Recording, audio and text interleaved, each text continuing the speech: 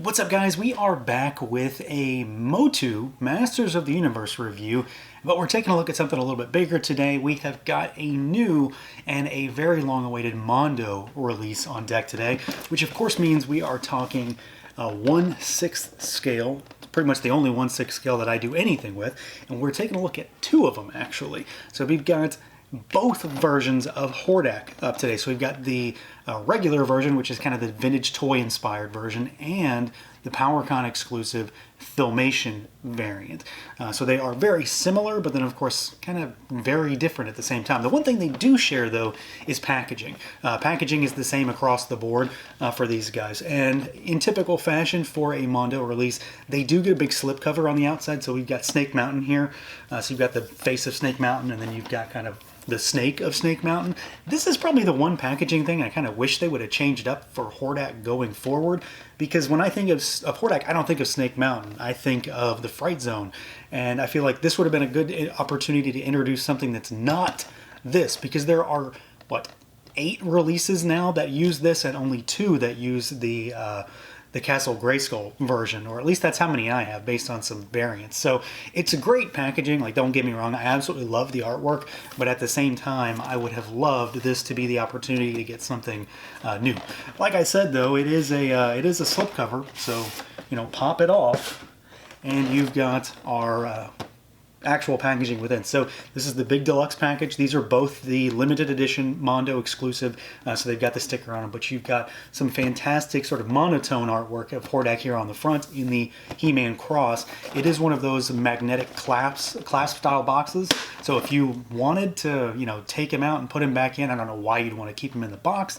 It is really nice presentation, and then the back has a full color spread of that same artwork. So you've got HORDAK there, kind of in a very classic pose, that shot where he's blasting lightning out of his fingertips, and then you've got some of the Horde members down there. You've got, you know, Leech and Mantenna and a whole mess of Horde troopers down there. So as usual, I mean, the packaging is fantastic. The artwork for the line is amazing. The only thing I really wish is that we would have gotten a new slipcover, but he's coming out anyway, so it really doesn't matter, does it? So let's do it. Let's take them both out and take a look.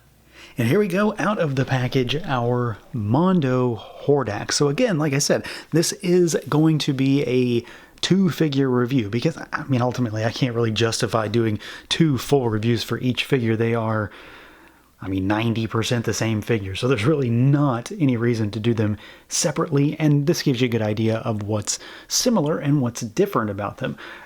So of course this is the regular release HORDAK. It's the limited edition exclusive version, but it's the regular one. So this is the one that was sold only on Mondo's website and then other retailers, I believe, right? And then this one, the Filmation version, is the one that was primarily sold as a PowerCon exclusive. So if you were at PowerCon, you're like, I was at PowerCon, you were able to pre-order it at the Mondo booth, which was kind of an ordeal, at least on the first day. And then however many were left, the scraps really, were put up on Mondo's website shortly after PowerCon. So these are essentially the same figure. It just comes down to deco and then some differences when it comes to accessories, but overwhelmingly still the same kind of figure. Granted, I had to have both because, well, I'm just so deep into this line at this point that I couldn't not get both, and HORDAK is on any given day like one of my favorites, if not my favorite, MOTU character, Princess of Power character. He is my preferred villain, as crazy as that sounds when it comes to him over Skeletor. So I've got a lot of hopes for this figure. There's a lot of cool stuff going on with him. At first glance, there is some, you know, gripey things to talk about, but for the most part, there is a lot of cool stuff here. And when it comes to articulation, I'm only going to do one. We're going to talk about one because they're the same figures. So I'm going to pull the Filmation one aside, and we are going to use our vintagey, classic inspired figure as our guinea pig here. So as far as moving this guy around, if you are familiar with a Mondo MOTU 1/6 scale figure, you essentially know what's going on here, but he is a little bit different because this is just a different figure. He is constructed slightly differently, and of course HORDAK presents its own design challenges too because of the cowl around his neck. He's got an armband on one side, so that kind of changes things up as far as how he moves that arm. He's also got these massive gauntlets that are going to get in the way of a lot of things. From the waist down, he's pretty normal though. So as far as the head goes, he can look up a little. Well, too much, you'll pop that off a little bit. He can't really look down. You do have some tilt, and then you've got what would be full rotation, but, well, the cowl. So his head is kind of limited. It's not super expressive. We've got arms that go out at the shoulders. I will say that all of the joints on this guy, for the most part, especially up top, are pretty tight. I'm not saying that in a negative sense. It's just, maybe buyer beware when you're playing around with him. Don't force anything if it feels like it's stuck. And also, one thing that was really weird, a lot of my arms on both figures, I say a lot, there's only two, both arms on both figures all came with the joints all flipped around. So the bicep on both was spun backwards, and the elbows were backwards too. Not that I had to take anything apart, but that I had to make sure that I was paying attention. Otherwise, things weren't moving correctly. It could have been how they packaged him in the tray, but it was kind of odd. So back to this. So arms go out. They only go down about this far. That's kind of a thing with these figures too. It's not unsurprising, but it is kind of a thing to mention.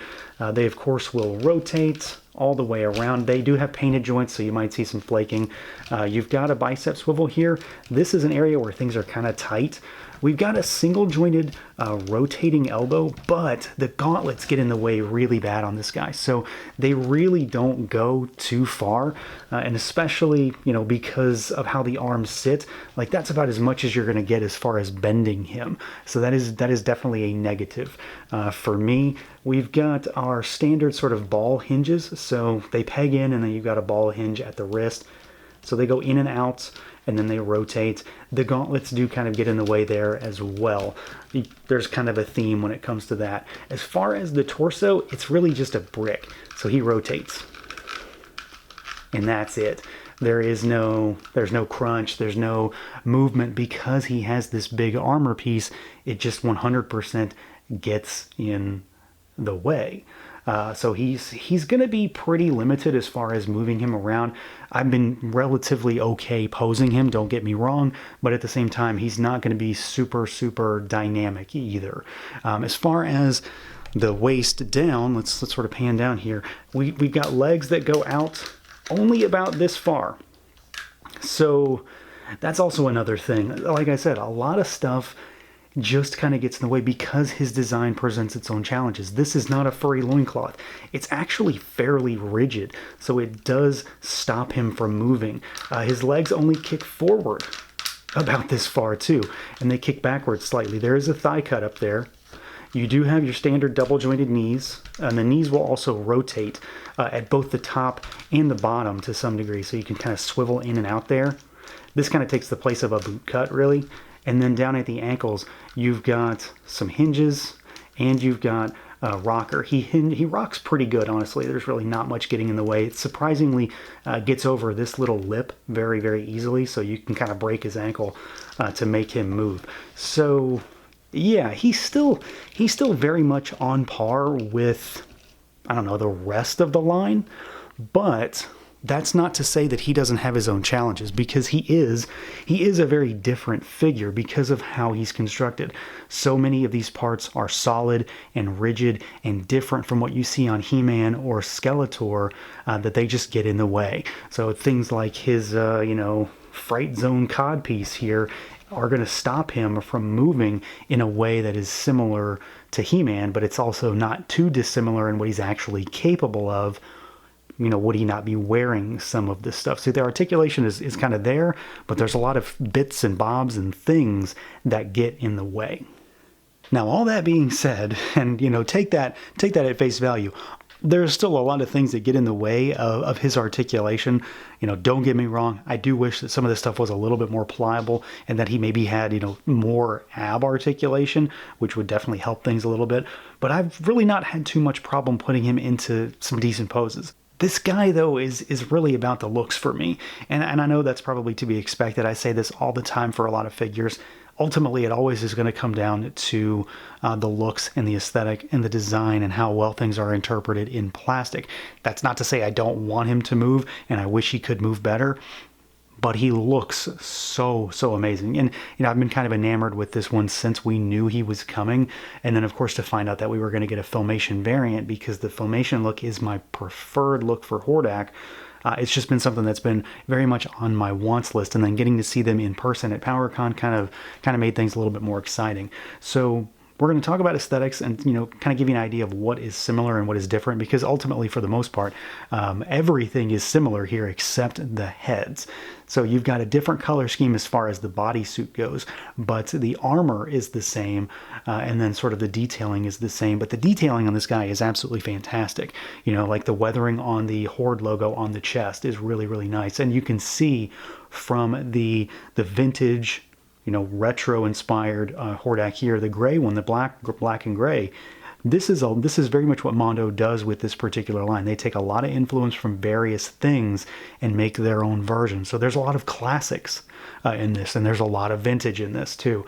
And then that body, so this is the base figure, is then reinterpreted into the Filmation. So just like what Mattel did, essentially, when it comes to classics, they made their Hordak first, and then they made an SDCC version that was just the blue version like the show, although Mondo took it a step further and gives us the all-important Filmation style head. So there is just a ton of detail all over these guys. He has, the full armor body. So he's got his armored buck, he's got his armored loincloth, you've even got the armored and winged boots down there with what, I always love his kind of like clawed robo feet down here, which I think are just fantastic. So there's just a ton of stuff all over this figure. It's really hard to go into tremendous detail on exactly how much there is, because we'd be here all day, and I've probably already said too much as it is, but he's got a lot. Like, there's just a lot to this figure, and I think it really goes to show exactly what Mondo does really well when it comes to making the 1/6 scale He-Man stuff. I think they just kind of go a little bit the extra mile when it comes to detailing these guys, giving them their own little spin, but keeping them very familiar and very true to form. Because this is, look at these, they're clearly a Hordak, but there's little things that are different, little things that are accentuated and just made kind of Mondoized, I guess, for lack of a better term. I will kind of point out a few things here, like the weathering on the cowl and the outer areas of the bone harness. So you've got a lot of paint, dry brushing there. Again, tons of detailing on the Horde crest, lots of little detail from the various shades of gray and black with all of the red accents all over the armor. We have to take a second to appreciate the incredibly saturated and just amazing blue color on the Filmation suit, because it's incredibly striking, and I think it's much more garish for one, and it stands out so much better than just the kind of gray. Not that that's not a really cool look, because it is of course quintessential vintage Hordak, but this has always been my preference, and I think they really nailed the color scheme. It's very much Filmation colors to me. And then we've got things like the gauntlets on him, which, while they do impede articulation, they kind of beef him up and make him look a little bulky, just like the overlay on the chest. I will point out to maybe watch out for these little fins on the gauntlets. They actually come with sleeves on them in the box, so you're not going to break them, because they are a little thin, maybe a little bit more fragile, so just, word to the wise. But ultimately, it's about all the detail, the sizing, how big he is. Like, he really does seem a little bit thicker than some of these other figures, and there's just lots of paintwork on this figure. And let's be honest, he's capped off with some amazing head sculpt. So you've got your very vintage inspired one here. So he looks a little bit more evil, a little bit more expressive in some ways, because the mouth is open. You got those super sunken eyeballs, and then that big sort of it's not gray, but it's like kind of a gray blue color for the spines that run down the head sculpt, which kind of fill that cowl. So I really love this head sculpt. I think it's fantastic. It gives you a very vintage toy inspired look while also being a little bit less toy-like, if that makes any sense. Obviously it's a toy, but it seems a little bit more like it's based in reality in some fashion. But, then we've got this guy over here, which has just the best head sculpt. I love everything about this. One of my favorite aspects of the Filmation Hordak is his head and how different it is from the vintage figure. So it's more angular, more robotic in some ways, and then he just looks a little bit different. He's still strikingly similar. They are very, very similar head sculpts in theme and style, but when it comes down to just the overall interpretation, they kind of diverge. He's got a lot of paint all over him. There's more of that kind of blue ridge that runs down the head for those spines. But then there's this sort of like gray overspray that hits all of them. It kind of brings out some of the sculpt, gives it a little bit of depth. The one thing that I wish was a little bit different for this particular release is that I wish he was a little bit more expressive. Otherwise, I think this is clearly the winner for me, but either one is right up there. I've said for a long time that Merman is my favorite when it comes to this line in terms of, well, pretty much everything. He has been unseated as of this particular release until we get maybe what's coming down the pipeline from Mondo in the future. But there's a lot going on with the aesthetics here from vintage, from Filmation, whichever one you end up with, or if you end up with both. There's a lot to take in when it comes to the detailing of these figures. Now, as far as accessories goes, these guys share, well, let's say they share maybe 85% of the same stuff. So we're going to run through what's similar before we get to what is different. So to start with, they both include soft goods capes. So you've got the one here over on our classic vintage-inspired Hordak. It kind of loops around these spikes on his armor, so he's got these two little ringlets here, and they just sort of sit there. It's not, unfortunately, it's not wired. It does hang on him really nicely. It's very much like kind of like a vampiric style cape, which definitely works. So of course, this is kind of a nod to the vintage figure. The Filmation figure also includes it, but of course, Filmation Hordak doesn't have a cape, so I'm not going to be using that on him. I do, however, really wish this was wired. I wish all of the capes in this line were wired. The only one so far, I believe, has been, Scareglow has a wired cape. All the other ones are definitely not. So that's kind of a bummer. I'm not exactly the happiest about that. It could have made for a little bit more dynamic presentation on that guy. One thing that they both have that I do truly love, though, is that they include the arm cannon. So I'm going to pop this on Filmation Hordak here. So they both include this. So you've got the arm cannon, of course. This is very much more of a Filmation nod, but they both include it. And they're exactly the same. Tons of detail on it, though. There's a lot of detail in their various, shades of black and gray and gunmetal and red. And the sculpt looks really good. It's very much a Mondoized version of the arm cannon. So he has that. And he also includes, because this kind of counts as a hand, I suppose, right? He includes other hands. And all of the hands in both are the same. So they both start with a set of fists, and then they include a set of 3 sets of other figures. So you've got a style pose hand, kind of gripping but menacing, that kind of thing. You get a trigger finger hand. Of course, you get 2 of each, so there's 6 extra hands. And then you get your standard gripping hand. So you get 8 total hands with these guys. They, of course, include some weaponry. So he gets the very vintage-inspired Horde staff here, which I absolutely love. It's massive. I mean, it's just as big as the figures are. Tons of detail. It looks fantastic. They can hold it single-handedly or two-handedly. Lots of detail. They are the exact same, too. So you're not going to get like a Filmation version of this because, I mean, frankly, that doesn't really work anyway, so I'm not too upset about that. And then, of course, what would any Horde member be without a Horde crossbow? And I absolutely love this. So it's very white to go along with his head. And it's strung, but it's actually strung through the inside. There's a hole right here, and this string actually goes through. So they strung it through the crossbow itself to get it there. The mouth is open. It's got a tongue. And there's a ton of like dry brushing and wash all over this thing to bring out all of the all this sculpt and just make it look kind of worn and used. And of course, it does have a trigger and a grip, so that's what those trigger fingers hands are for. So that's the stuff that is the same across the board. So you've got the arm cannon, you've got 6 extra hands, you've got the soft goods cape, which, I mean, it looks really good on him, but again, I kind of wish I could be a little more dynamic with it. You get the staff and you get the crossbow, but these are both limited edition figures. And when it comes to Mondo, limited edition means that you get something extra. You always get something unique, and these both have their own little things. So the first of which, for the vintage style one, you get Hurricane Hordak inspired accessories. So you get the kind of ball whip, the 3-ball whip, and this actually plugs into the arm cannon, which is why he includes it specifically. Of course, it will work with Filmation as well. So you get like the sort of Thunderball mace here, which looks fantastic. I mean, it's really nice. It's not too heavy. I was kind of worried it was going to be heavy like Man-at-Arms kind of ball on his mace is. It is really weighty. This is not, so it fits really nicely and it doesn't sag the arm down. And then you get the dual-bladed bat wing, and these can both spin inside of those arm cannons as well. So if you want to use either one of these with either figure, you've got the option. And of course, I think it's still going to work really well with Filmation Hordak just due to the color. So that it very much ties in with all of the red. Now, there is one final accessory that only Filmation Hordak comes with, and honestly, it kind of takes the cake. He includes Imp. So we get our 1/6 scale Imp, and this, of course, is very Filmation, like it's super Filmation-y. He looks great. I love him. He's static. He doesn't really do anything. No moving parts on this guy, but I think he looks great. So he's going to go along really well with all the other little critters that we've gotten so far.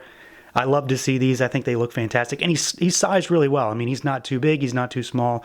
So you definitely kind of get that. I do kind of wish that at the same time, you got the Filmation one for Filmation Hordak, Filmation Imp. We could have gotten a vintage-inspired kind of one that clasps onto the arm for the vintage-inspired Hordak, but at the same time, not that big of a deal. And then, of course, they come with the requisite Mondo stands and stuff like that also, so you always get those with every figure. But they come with a lot of stuff. I do really like the spread of accessories here. There's pretty much everything you could need for either one. Both of the, the staffs, the crossbow is really great to get, but then you get these more specific accessories like this in particular was really cool because I forgot that he came with them, honestly. And then seeing this Imp in person really kind of ratchets up the Filmation version quite a bit, really kind of seals the deal for that look overall. So yeah, overall, I really like both of these figures. That's not to say that they don't have drawbacks in some ways, and I think the biggest drawback is going to be articulation on these guys, just because they are really locked down. The chest has no real articulation. The legs are really locked down too, and so far I've not really found an easy way to take apart these figures to take that loincloth off like I have on all the others. They do not want to come apart for me, so I'm not sure if that's a thing or not, but they do have furry loincloths underneath there. So maybe someone else will figure it out. Otherwise, I do really buy these overwhelmingly for the looks, and they absolutely nail the looks on both. I think the retro-inspired one is very much a Mondoized version of that, and then the Filmation version is the same thing, and that head sculpt really seals the deal. It really ratchets this up for me, especially with that blue color. There's just so much vibrancy with that one. It really is going to stand out on the shelf. And then, of course, they both come with a solid and large array of accessories to make various versions of whatever kind of Hordak you want. So that's going to do it for this look at the Mondo 1/6 scale Hordaks. Let me know what you guys think. Feel free to like, comment, subscribe, and share, and until next time.